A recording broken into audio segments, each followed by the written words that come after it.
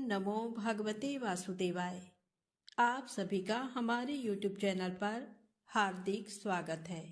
आज पूर्णिमा के दिन आइए सुने श्री सत्यनारायण भगवान की कथा और आरती।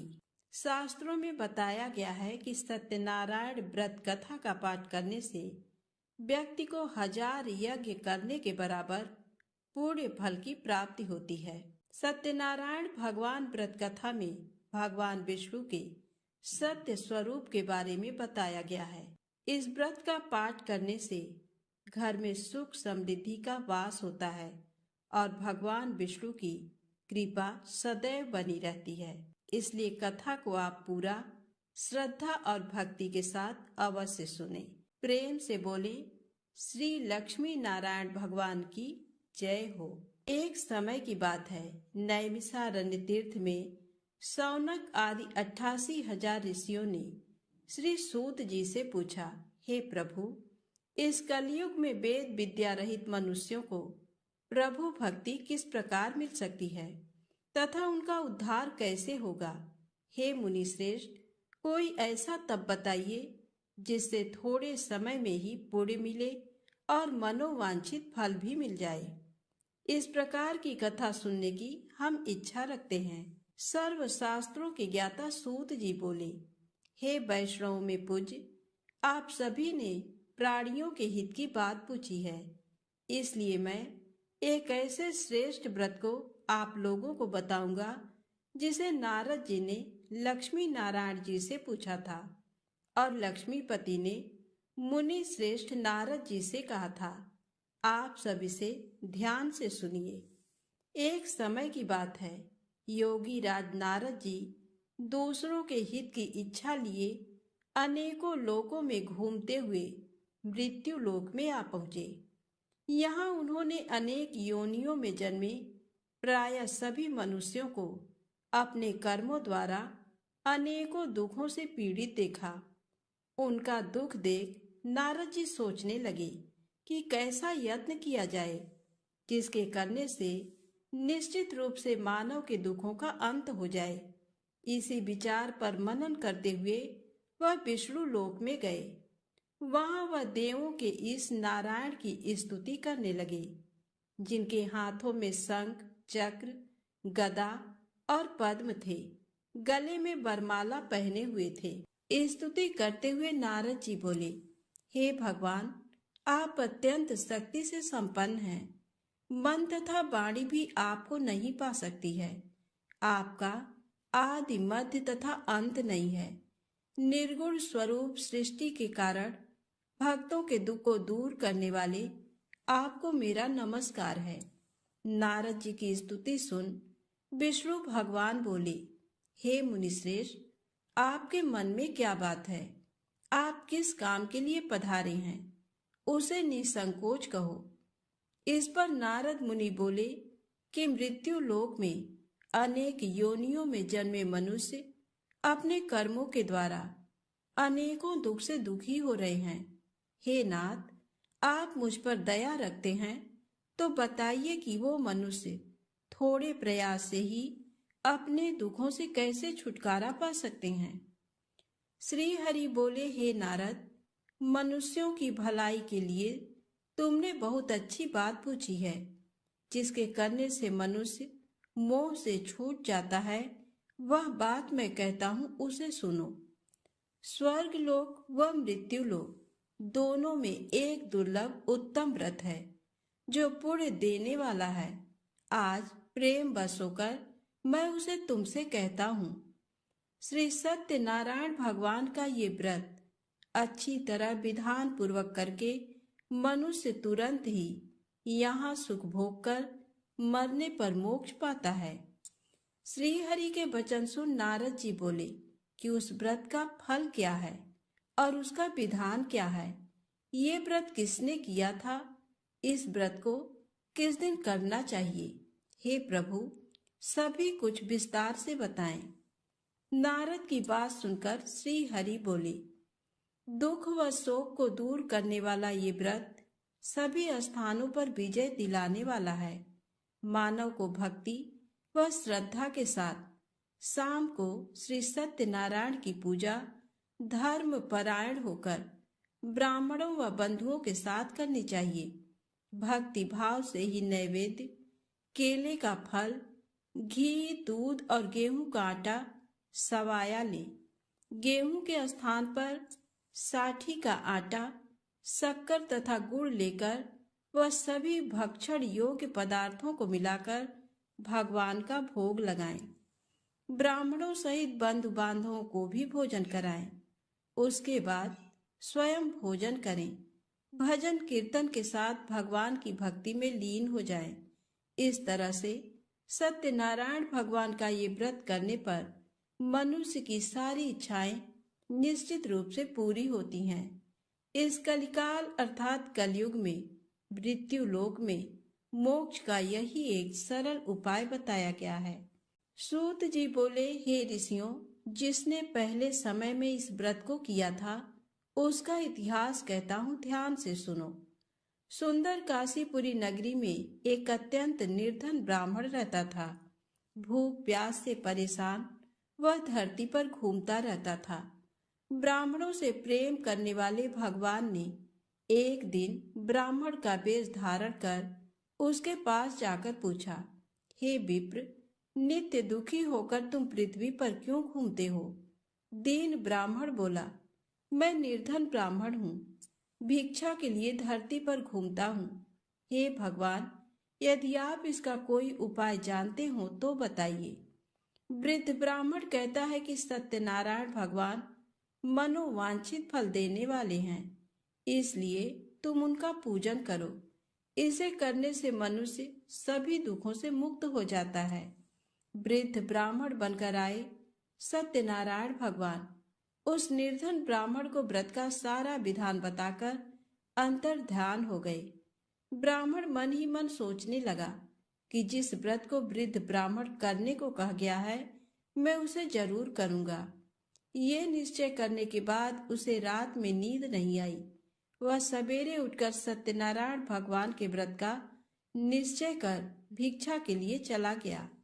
उस दिन निर्धन ब्राह्मण को भिक्षा में बहुत धन मिला, जिससे उसने बंधु बांधवों के साथ मिलकर श्री सत्यनारायण भगवान का व्रत संपन्न किया। भगवान सत्यनारायण का व्रत संपन्न करने के बाद वह निर्धन ब्राह्मण सभी दुखों से छूट गया और अनेक प्रकार की संपत्तियों से युक्त हो गया। उसी समय से ये ब्राह्मण हर माह इस व्रत को करने लगा। इस तरह से सत्यनारायण भगवान के व्रत को जो मनुष्य करेगा वह सभी प्रकार के पापों से छूटकर मोक्ष को प्राप्त होगा। जो मनुष्य इस व्रत को करेगा वह सभी दुखों से मुक्त हो जाएगा।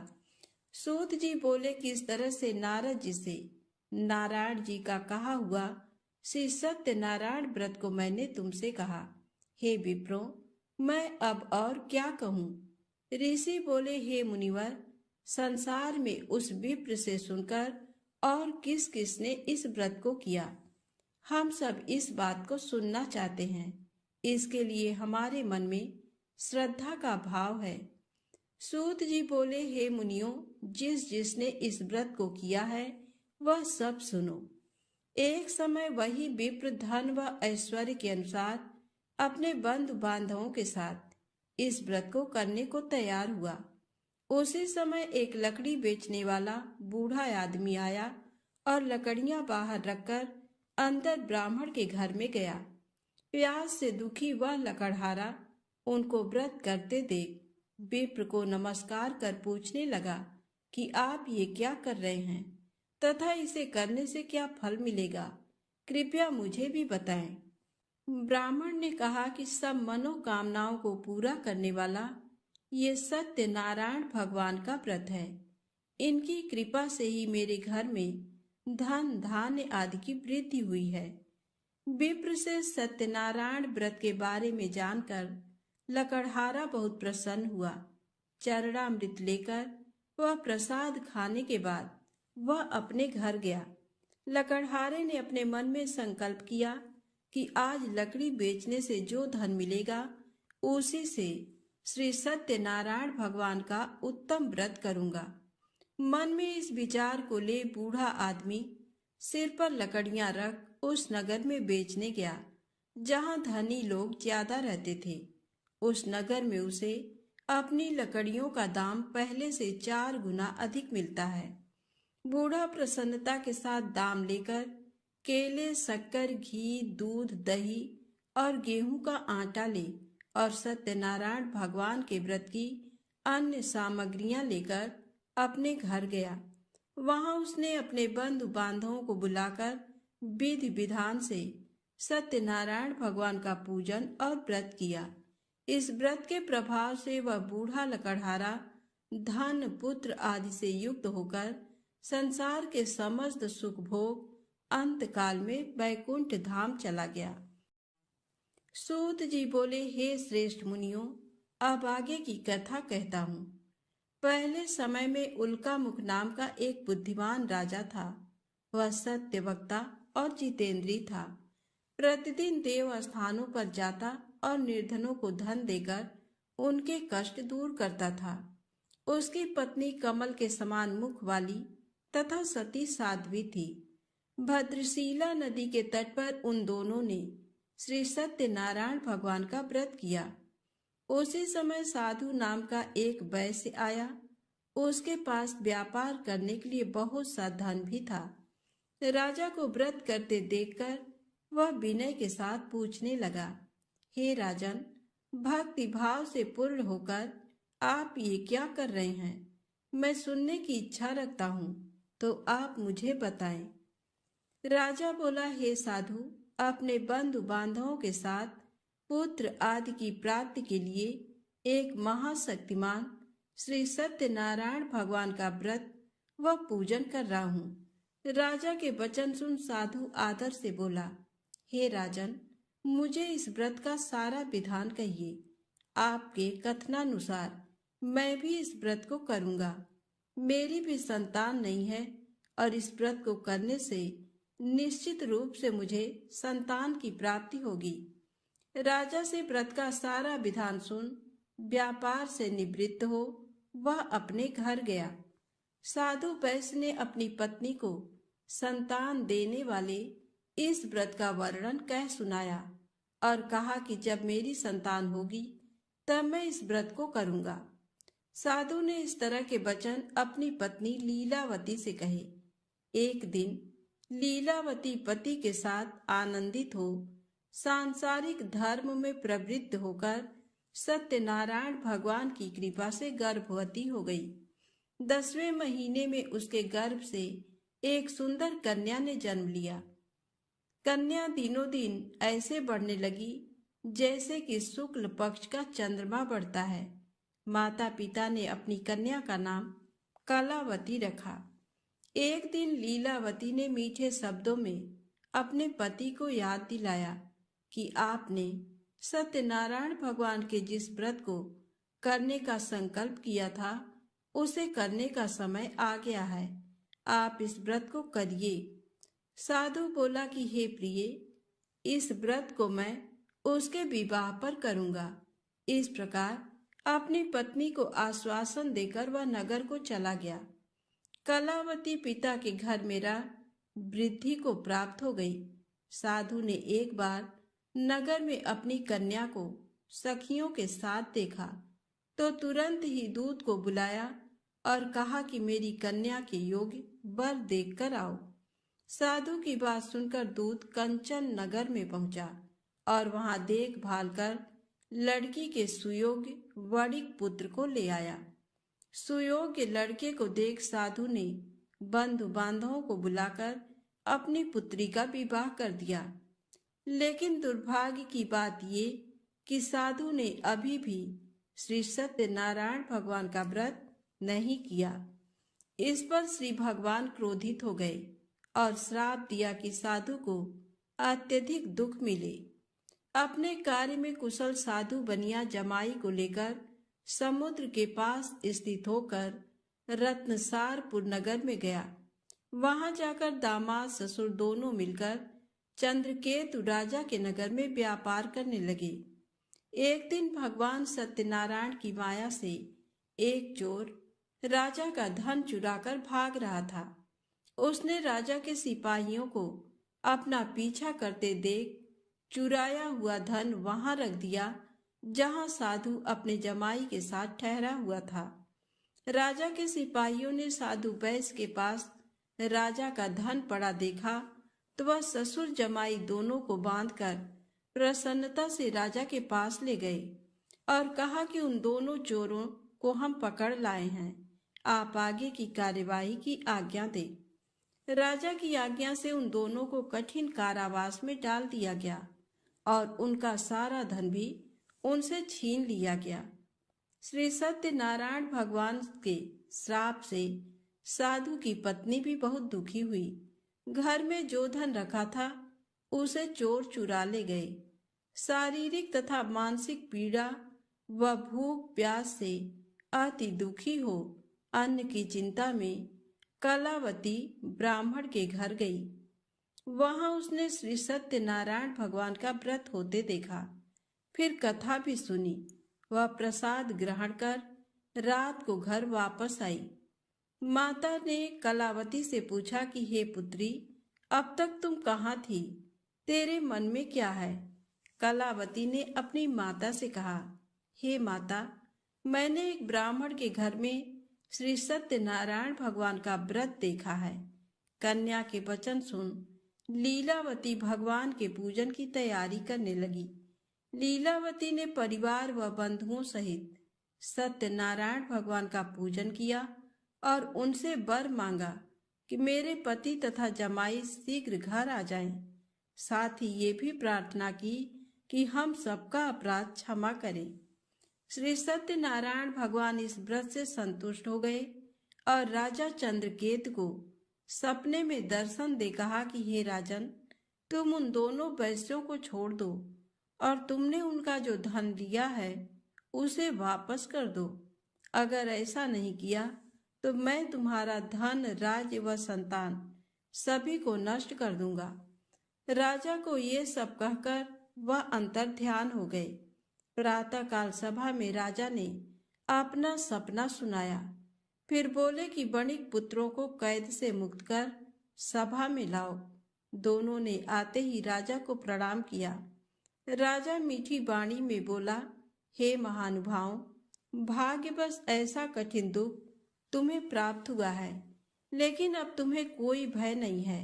ऐसा कह राजा ने उन दोनों को नए वस्त्र आभूषण भी पहनाए और जितना धन उनका लिया था उसे दुगुना धन वापस कर दिया।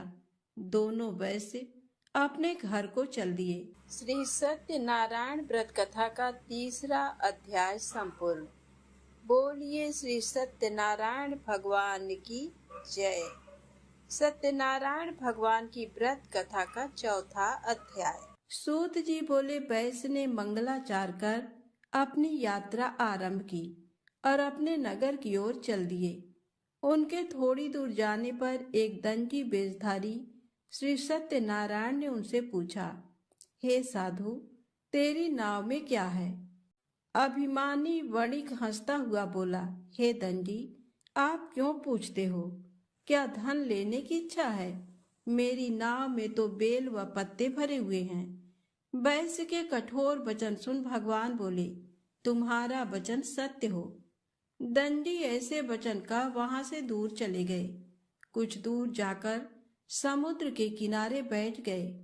दंडी के जाने के बाद साधु वैश्य ने नित्य क्रिया के पश्चात नाव को ऊंची उठते देखकर अचंभा माना और नाव में बेल पत्ते आदि देख वह मूर्छित हो जमीन पर गिर पड़ा। मूर्छा खुलने पर वह अत्यंत शोक में डूब गया। तब उसका दामाद बोला कि आप शोक ना मनाएं, ये दंडी का शाप है, इसलिए हमें उनकी शरण में जाना चाहिए, तभी हमारी मनोकामना पूरी होगी। दामाद की बात सुनकर वह दंडी के पास पहुंचा और अत्यंत भक्ति भाव नमस्कार करके बोला, मैंने आपसे जो जो असत्य वचन कहे थे उनके लिए मुझे क्षमा कर दें। ऐसा कहकर महान शोकातुर हो रोने लगा। तब दंडी भगवान बोले, हे वणिक पुत्र, मेरी आज्ञा से बार बार तुम्हें दुख प्राप्त हुआ है, तू मेरी पूजा से विमुख हुआ। साधु बोला, हे भगवान, आपकी माया से ब्रह्मा आदि देवता भी आपके रूप को नहीं जानते, तब मैं अज्ञानी कैसे जान सकता हूँ। आप प्रसन्न होइए, अब मैं सामर्थ्य के अनुसार आपकी पूजा करूँगा। मेरी रक्षा करो और पहले के समान नौका में धन भर दो। साधु वैश्य के भक्तिपूर्वक वचन सुनकर भगवान प्रसन्न हो गए और उसकी इच्छा अनुसार वरदान देकर अंतर ध्यान हो गए। ससुर जमाई जब नाव पर आए तो नाव धन से भरी हुई थी। फिर वहीं अपने अन्य साथियों के साथ सत्यनारायण भगवान का पूजन कर अपने नगर को चल दिए। जब नगर के नजदीक पहुंचे तो दूत को घर पर खबर करने के लिए भेज दिया। दूत साधु की पत्नी को प्रणाम कर कहता है कि मालिक अपने दामाद सहित नगर के निकट आ गए हैं। दूत की बात सुन साधु की पत्नी लीलावती ने बड़े हर्ष के साथ सत्यनारायण भगवान का पूजन कर अपनी पुत्री कलावती से कहा कि मैं अपने पति के दर्शन को जाती हूँ, तू कार्य पूर्ण कर शीघ्र आ जा। माता के ऐसे वचन सुन कलावती जल्दी में प्रसाद छोड़ अपने पति के पास चली गई। प्रसाद की अवज्ञा के कारण श्री सत्यनारायण भगवान रुष्ट हो गए और नाव सहित उसके पति को पानी में डुबो दिया। कलावती अपने पति को वहां न पाकर रोती हुई जमीन पर गिर गई। नौका को डूबा हुआ देख वह कन्या को रोता देख साधु दुखी होकर बोला कि हे प्रभु, मुझसे तथा मेरे परिवार से जो भूल हुई है उसे क्षमा करें।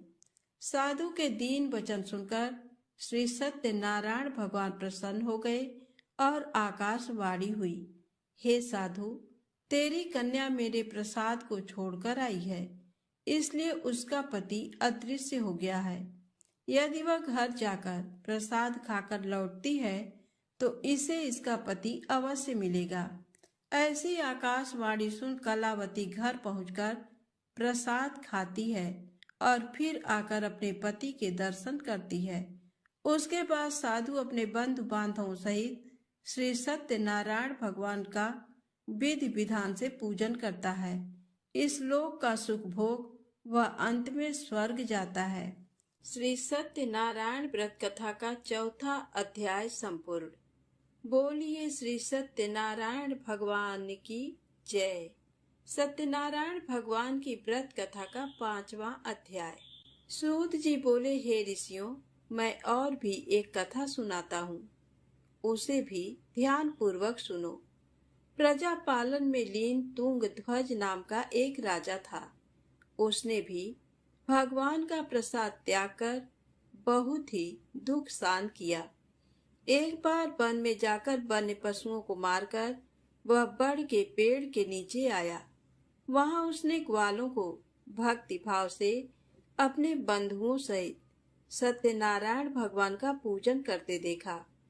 अभिमान बस राजा ने उन्हें देखकर भी पूजा स्थान में नहीं गया और न ही उसने भगवान को नमस्कार किया। ग्वालों ने राजा को प्रसाद दिया, लेकिन उसने वह प्रसाद नहीं खाया और प्रसाद को वहीं छोड़ अपने नगर को चला गया। जब वह नगर में पहुंचा तो वहां सब कुछ तहस नहस हुआ पाया। वह शीघ्र ही समझ गया कि ये सब भगवान ने ही किया है। वह दोबारा ग्वालों के पास पहुंचा और विधि पूर्वक पूजा करके प्रसाद खाया तो श्री सत्यनारायण भगवान की कृपा से सब कुछ पहले जैसा हो गया। दीर्घ काल तक सुख भोगने के बाद मरणोपरांत उसे स्वर्ग लोक की प्राप्ति हुई। जो मनुष्य परम दुर्लभ इस व्रत को करेगा तो भगवान सत्यनारायण की अनुकंपा से उसे धन धान्य की प्राप्ति होगी। निर्धन धनी हो जाता है और भय मुक्त हो जीवन जीता है। संतानहीन मनुष्य को संतान सुख मिलता है और सारे मनोरथ पूर्ण होने पर मानव अंत काल में वैकुंठ धाम को जाता है। सूत जी बोले, जिन्होंने पहले इस व्रत को किया है अब उनके दूसरे जन्म की कथा कहता हूँ। वृद्ध सतानंद ब्राह्मण ने सुदामा का जन्म लेकर मोक्ष की प्राप्ति की। लकड़हारे ने अगले जन्म में निषाद बनकर मोक्ष प्राप्त किया। उल्का मुख नाम का राजा दशरथ होकर बैकुंठ को गए। साधु नाम के वैश्य ने मोर ध्वज बनकर अपने पुत्र को आरे से चीरकर मोक्ष पाया। महाराज तुंगध्वज ने स्वयंभू होकर भगवान में भक्ति युक्त हो कर्म कर मोक्ष पाया। श्री सत्यनारायण व्रत कथा का 5वां अध्याय संपूर्ण। बोलिए श्री सत्यनारायण भगवान की जय। सत्यनारायण भगवान की आरती। ओम जय लक्ष्मी रमणा, स्वामी जय लक्ष्मी रमणा, सत्यनारायण स्वामी, सत्यनारायण स्वामी, जनपातक हरड़ा। ओम जय लक्ष्मी रमणा, रत्न जड़ित सिंहासन, अद्भुत छवि राजे, नारद करत निराजन, नारद करत निराजन, घंटा ध्वनि बाजे। ओम जय लक्ष्मी रमणा, प्रकट भये कलिकारण, द्विज को दर्श दियो, बूढ़ा ब्राह्मण बन कर, बूढ़ा ब्राह्मण बन कर, कंचन महल कियो। ओम जय लक्ष्मी रमणा, दुर्बल भील कठारो, जिन पर कृपा करी, चंद्रचूड़ एक राजा, चंद्रचूड़ एक राजा, तिनकी विपत्ति हरी। ओम जय लक्ष्मी रमणा, वैश्य मनोरथ पायो, श्रद्धा तज दीन्ही, सो फल भोग्यो प्रभु जी, सो फल भोग्यो प्रभु जी, फिर स्तुति कीन्ही। ओम जय लक्ष्मी रमणा, भाव भक्ति के कारण, छिन छिन रूप धर्यो, श्रद्धा धारण कीन्ही, श्रद्धा धारण कीन्ही, तिनको काज सर्यो। ओम जय लक्ष्मी रमणा, ग्वाल बाल संग राजा, वन में भक्ति करी, मन वांछित फल दीन्हो, मन वांछित फल दीन्हो, दीन दयाल हरि।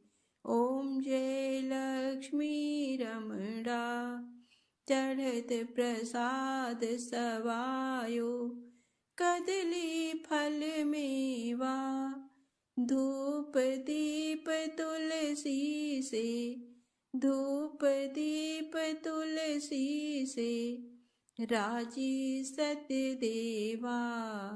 ओम जय लक्ष्मी रमणा, श्री सत्यनारायण जी की आरती जो कोई नर गावे, रिद्धि सिद्धि सुख संपत्ति सहज रूप पावे।